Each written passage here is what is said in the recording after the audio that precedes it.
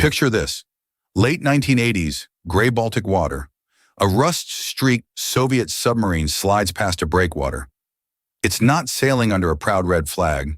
It's being towed to a scrapyard. On paper, the owner isn't the Soviet Navy. It's Pepsi. For a brief, unbelievable moment, a soft drink company could claim a submarine fleet larger than many countries. Newspapers joked that Pepsi now had the sixth largest navy in the world. And when the White House raised an eyebrow about it, Pepsi's CEO fired back, "We're disarming the Soviet Union faster than you are." How does a brand known for pop stars and vending machines end up bartering with a nuclear superpower for warships? The answer isn't just a fun fact. It's a story about what happens when a superpower runs out of usable money, but still craves Western goods. It's about a currency that works like monopoly cash, a farm kid who turns into a cola general, and a government literally scrapping its own navy to pay for soda. By the time those subs were hauled away, the Soviet Union could build nuclear missiles. It just couldn't pay for Pepsi with its own money. So Pepsi took something else instead. Now step into the shoes of an ordinary Soviet citizen in the 1980s. You queue for bread. Your apartment is cramped. Your TV offers the same gray speeches. You know the slogans about socialist plenty. You also know the reality of half-empty shelves and long waits. Then at a street kiosk, you see a foreign logo in bold Cyrillic. No. Pepsi Cola. Maybe you walk up to a squat metal soda machine. Inside the slot is a single thick glass. You rinse it with a spurt of water, drop in a coin, watch a squirt of syrup and a blast of carbonated water. You drink it there, standing on the sidewalk, and put the glass back for the next person.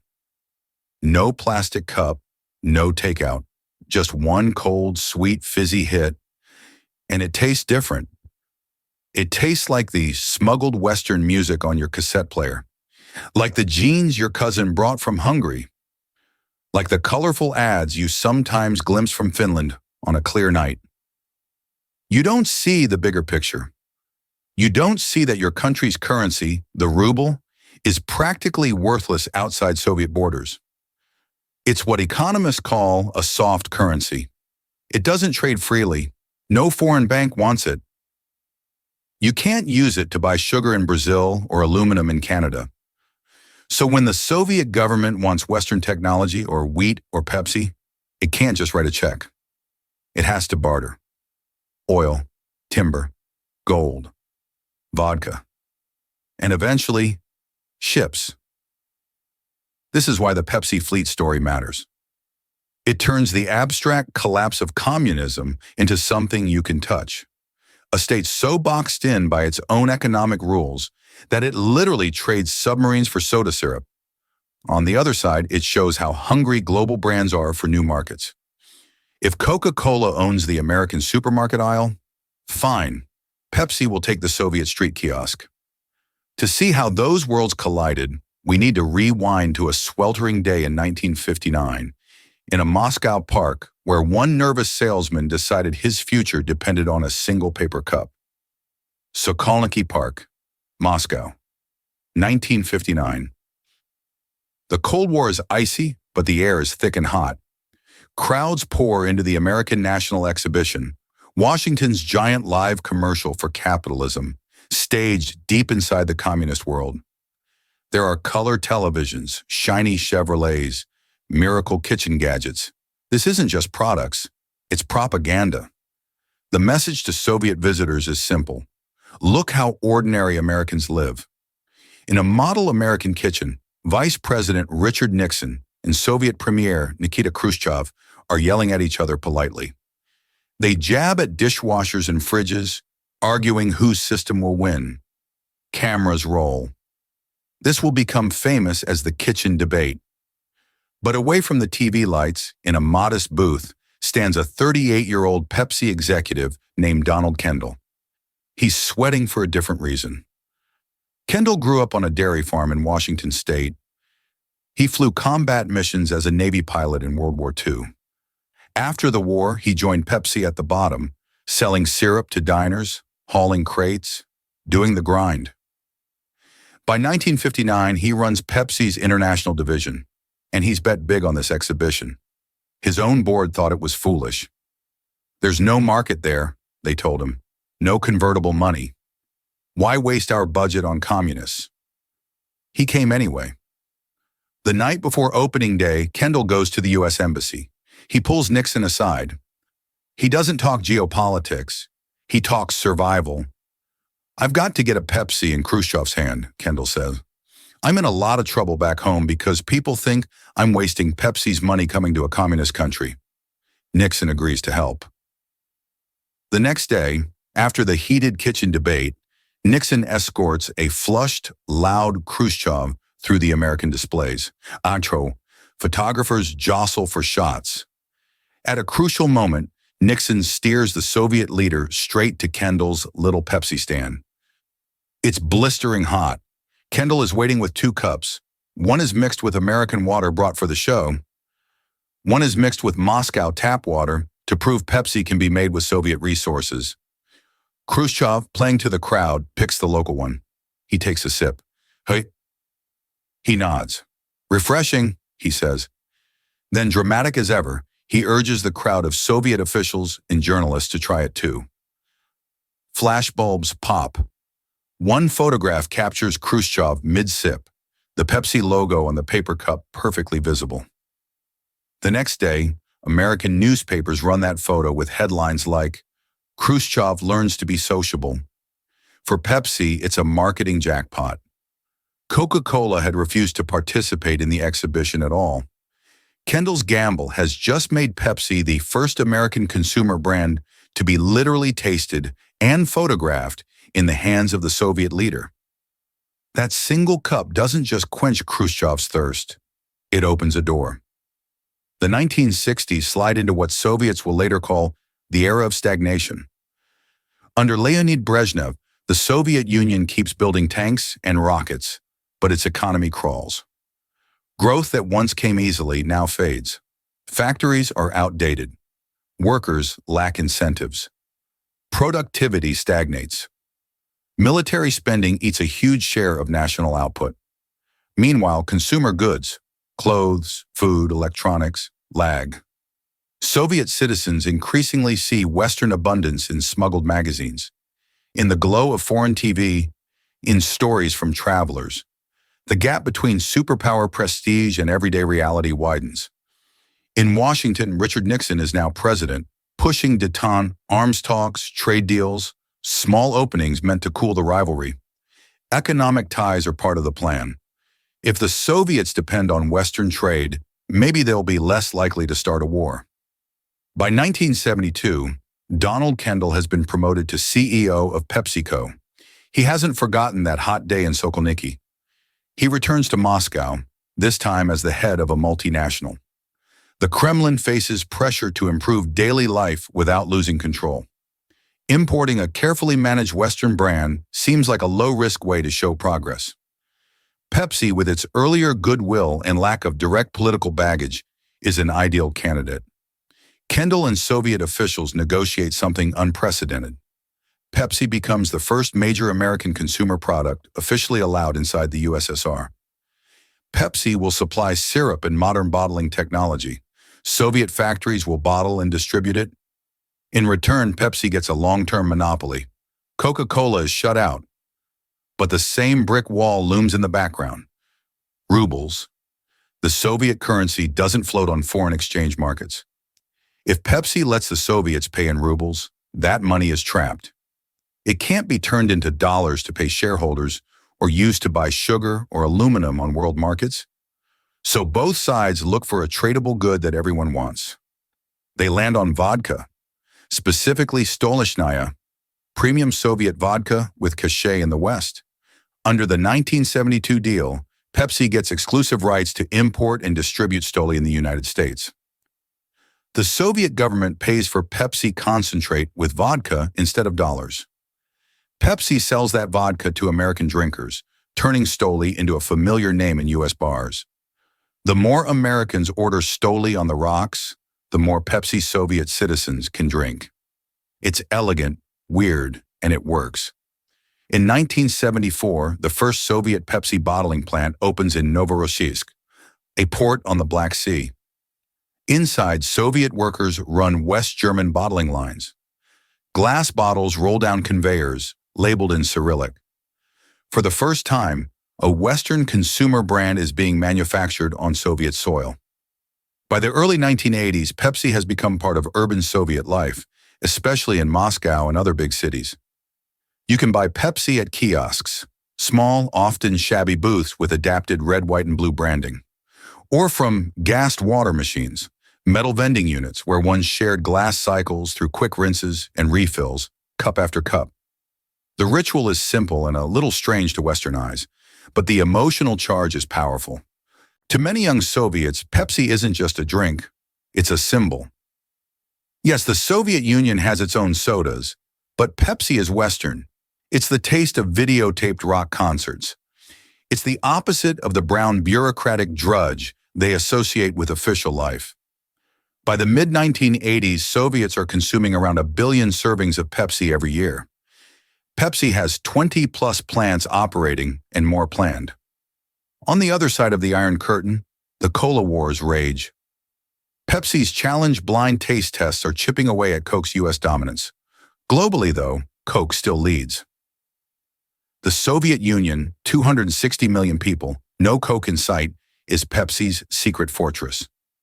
Then in 1988, Pepsi pulls off another coup. Under Mikhail Gorbachev's policy of glasnost, Soviet media opens up. For the first time, Soviet television agrees to sell advertising time to foreign companies. Pepsi jumps. They hire a top American ad agency. They license the biggest pop star alive, Michael Jackson. In May 1988, during a live U.S.-Soviet satellite broadcast, Soviet viewers see it, a glossy, high-energy Pepsi commercial starring Jackson, previously seen only in the West. Astronauts in space fight over a can of Pepsi. Neon lights flash, pop music blares. As many as 150 million Soviets watch. Pepsi has gone from one paper cup in Khrushchev's hand to the king of pop dancing across Soviet television screens. It looks like an unstoppable rise. But underneath, the financial engine that made it possible is seizing up. The trouble starts years earlier, in 1979, when Soviet troops roll into Afghanistan. Whatever warmth Détente once had evaporates. The U.S. boycotts the 1980 Moscow Olympics. Sanctions and protests follow. The most visible Soviet product in American stores? Stolichnaya vodka. Activists pour it down drains. Bars quietly stop ordering it. Shoppers pick other brands. For Pepsi, that's a major problem. Stolichnaya sales in the U.S. are the hidden gears that fund Soviet Pepsi.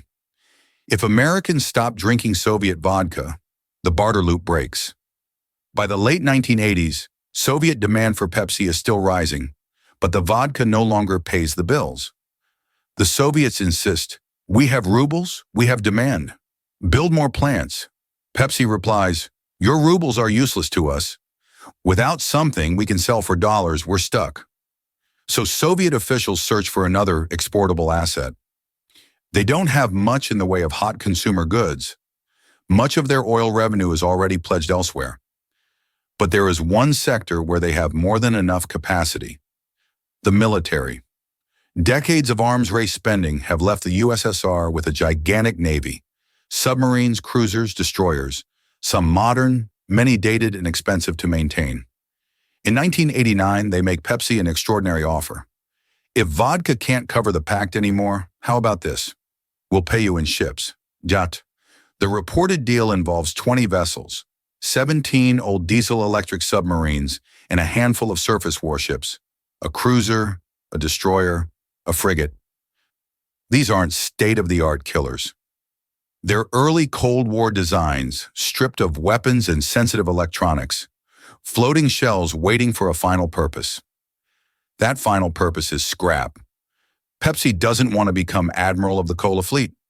They line up a Norwegian shipping company in scrap yards in Europe. On paper, the vessels transfer from the Soviet Navy to Pepsi's books. In practice, they move straight from Navy piers to cutting torches. Someone in Washington asks whether this looks Odd. A soda company dealing in warships? Donald Kendall brushes it off with a one-liner that will define the story. We're disarming the Soviet Union faster than you are. He's half joking, half serious. Every hull that leaves the order of battle for a scrapyard really does shrink the Soviet fleet. The media runs wild.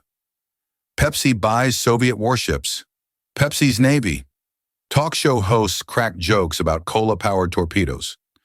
The reality is less glamorous and more telling. Each submarine is worth maybe $150,000 in scrap.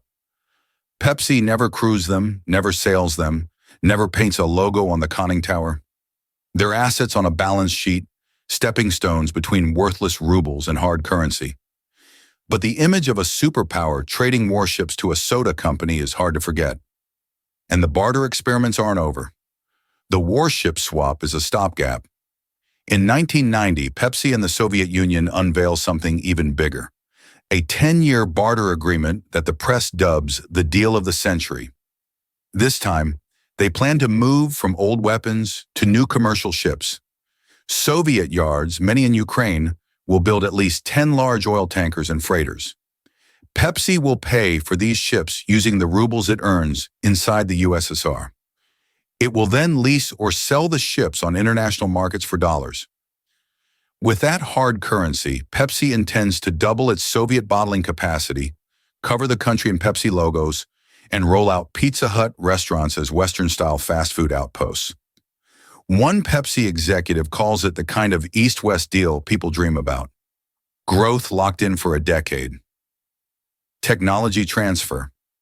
Barter turned into a neat machine that converts Soviet labor into global cash.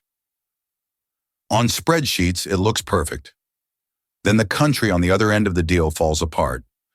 Gorbachev's reforms have loosened a system that only functioned when everything was bolted down. Shortages deepen, discontent rises, nationalist movements surge across the republics. In 1991, one Soviet republic after another declares independence. Lithuania, Georgia, Ukraine, and more. By December, the Soviet Union officially dissolves. The red flag over the Kremlin is lowered. 15 new states emerge. For Pepsi, that political earthquake is a logistical nightmare. All those bottling plants inside Russia rely on suppliers that are suddenly foreign. Plastic crates from Belarus, sugar from Central Asia, cheese for Pizza Hut from Lithuania. Each new border turns old internal arrangements into international trade disputes. And the tankers being built to pay for Pepsi? They sit in shipyards along the Black Sea in what is now independent Ukraine. From Kiev's point of view, those hulls are Ukrainian assets.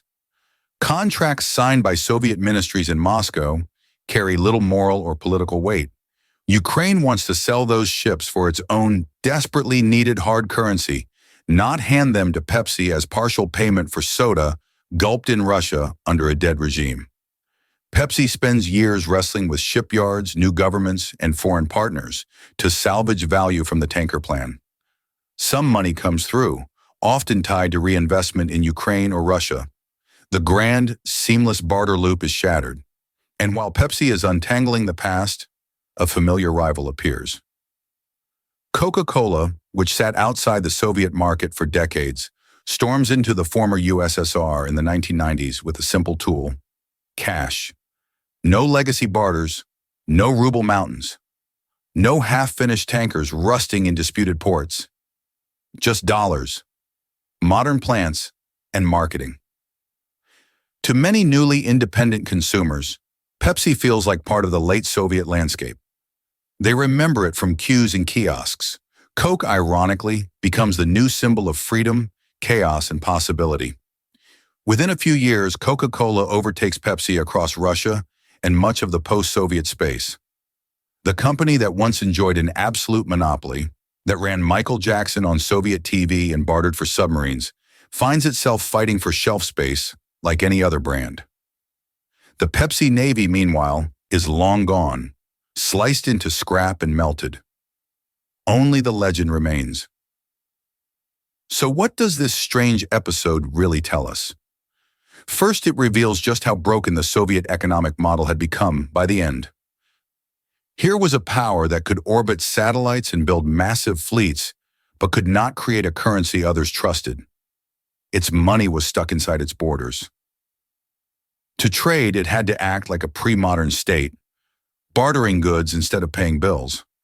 At first, that meant vodka-for-cola. When that faltered, it meant warships for cola, then tankers for cola. Each step pushed the same reality into clearer focus. The Soviet system could produce heavy metal and military hardware at scale, but it struggled to make everyday life work. People wanted jeans, music, and yes, Pepsi.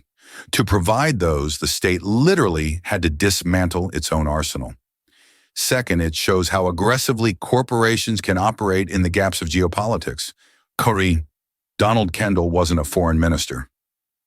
Yet from that first desperate plea to Nixon, "I've got to get a Pepsi in Khrushchev's hand," he thought in the same time frames statesmen do. He used personal relationships, political openings, and creative finance to turn the USSR into Pepsi territory. He didn't topple communism, but his products seeped across the Iron Curtain and into daily Soviet life in a way no speech ever could. Today, when we talk about soft power, we usually mean culture and ideas. The Pepsi fleet reminds us that sometimes soft power is actually soft drinks. Mundane, sugary, but loaded with symbolism. In the end, the submarines Pepsi acquired never patrolled oceans for a cola empire. They never fired a shot. They went where obsolete industrial things go, to be cut apart, weighed, and sold. But for a brief, almost surreal moment at the tail end of the Cold War, their last voyage told the whole story. A state that measured its greatness in tonnage and missiles wound up trading those very symbols of power by the kilogram for cases of soda. And somewhere between a rusting conning tower and a shared glass under a Soviet vending machine, you can see the Cold War quietly collapsing, not with an explosion, but with a fizz.